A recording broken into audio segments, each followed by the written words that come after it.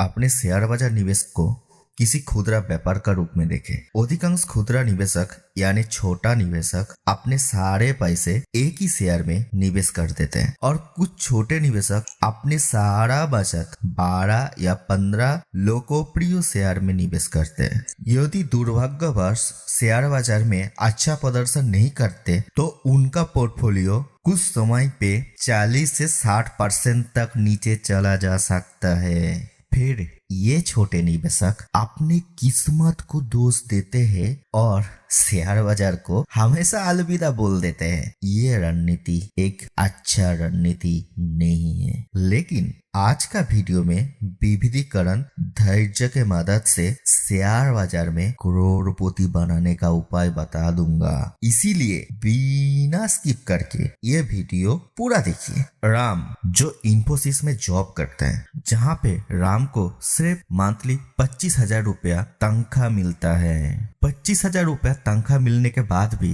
राम का शेयर बाजार का पोर्टफोलियो में 1.5 करोड़ रुपया का शेयर है, जिसके कारण अगर कभी भी राम का जॉब चला जाए या कुछ भी हो जाए, फिर भी राम का कोई भी तरह फाइनेंशियल क्राइसिस में नहीं पड़े। अर्थात राम फाइनेंशियली इंडिपेंडेंट पर्सन बन चुका है। दूसरी तरफ राम का कॉलीग सैम भी राम से 5 साल पहले जॉब इन्फोसिस में करते थे। सैम का मंथली सैलरी 40,000 पर महीना होने के बाद भी सैम राम जैसा इंडिपेंडेंट पर्सन नहीं है, क्योंकि सैम को हमेशा डर लगता है अगर मेरा जॉब चला जाए तो मेरा छोटा छोटा बच्चे का क्या होगा, बच्चे का पढ़ाई का क्या होगा, घर कैसे चलेगा, पूरा माँ बाप को कैसे देखेंगे। उसी टाइम सैम को राम का याद आया और वो सोच लेता है एक दिन राम का घर जाने का, क्योंकि राम ने जो फाइनेंशियल इंडिपेंडेंट जर्नी स्टार्ट किया था वो शेयर बाजार से ही। तो सैम को लगता है अगर उनको भी फाइनेंशियल इंडिपेंडेंट पर्सन बनना है तो एकमात्र पथ सिर्फ शेयर बाजार ही है, जो सैम जैसा बहुत लोगों को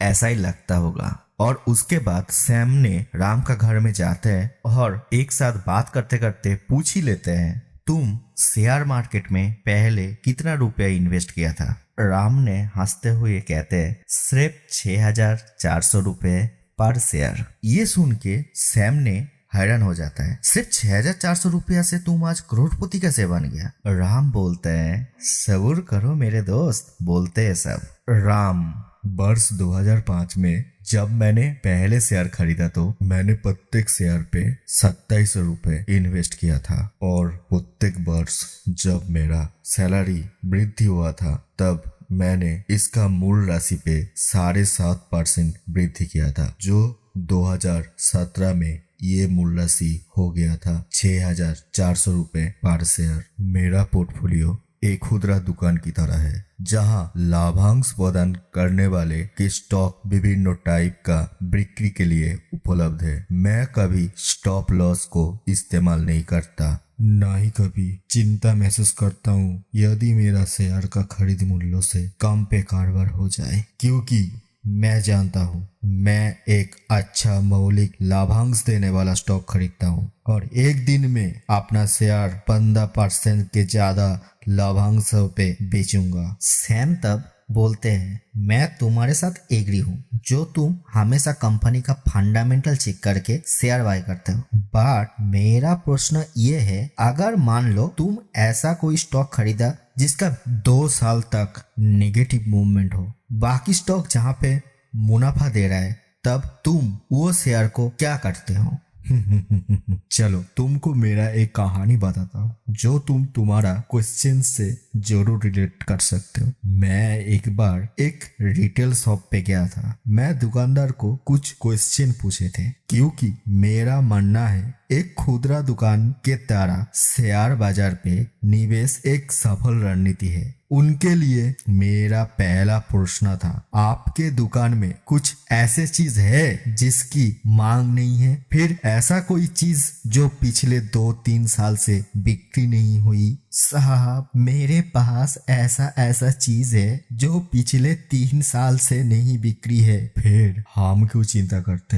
यदि हमारा शेयर 2-3 महीना नहीं बिकते, मैंने उसको पूछा, क्या आप इन सब चीजों पे नुकसान उठाने पे तैयार है? यदि मैं आपको इनकी आधी कीमत देता हूँ। उन्होंने क्या जवाब दिया पता है? साहब, मैं चीज को सिर्फ लाभों पे बेचता हूँ, क्योंकि एक दिन इन चीजों को दोबारा मांग हो सकता है। ऐसा पहले भी हो चुका है और मैं इस तरह का चीजों पे नुकसान उठाता हूँ तो मैं कभी लाभ नहीं कमा पाएंगे। उनके लिए मेरा अगला प्रश्न था, क्या आप उन चीजों का अधिक मात्रा खरीदने के लिए तैयार है जिसका बिक्री अधिक नहीं है? शेयर का भाषा में जिसको हम लोग पेनी स्टॉक कहते हैं। उन्होंने जवाब दिया, नहीं। उनने ये बोल के मेरे तरफ ऐसा देखा जैसा मैं दुनिया का सबसे मूर्ख हूँ। मेरा अगला प्रश्न था, आप प्रत्येक वस्तु के ऊपर कितना लाभांश कमाता है? उन्होंने जवाब दिया, सिर्फ 15%। फिर हमें शेयर का रिटर्न पे इतना लालची क्यों है? मेरा अगला क्वेश्चन था, आप किसी लाभ कमाने वाला चीज से भावांतक लगा के रहते हैं और सोचते हैं ये सोने के तरह है, ये आपको किसी भी कीमत पे बेचना नहीं है, क्योंकि आपको लगता है यदि आप इसको लंबे समय तक आपके पास रखेंगे तो ये आपको करोड़पति बना देगी। दुकानदार मुझे अजीब नजर पे देखा और बोला, साहब, मुझे लग रहा है आप ठीक से सोए नहीं हैं, नहीं तो आपको किसी मनोचिकित्सक का आवश्यक हो सकता है, क्योंकि पूरा दुनिया में कोई भी दुकानदार सामान खरीदता है उसको कुछ परसेंटेज में बेचने के लिए, उसको संभालने के लिए नहीं ले आता है बाबू। उसके बाद में उसका दुकान से सामान लेने के बाद मैंने कुछ लाल मिर्च, कच्चा धनिया देखा। मैंने इसीलिए पूछ ही लिया, आपने ये मसाला अपना सप्लाईकर से कब खरीदे? उन्होंने बोला, मैंने ये मसाला तब खरीदे थे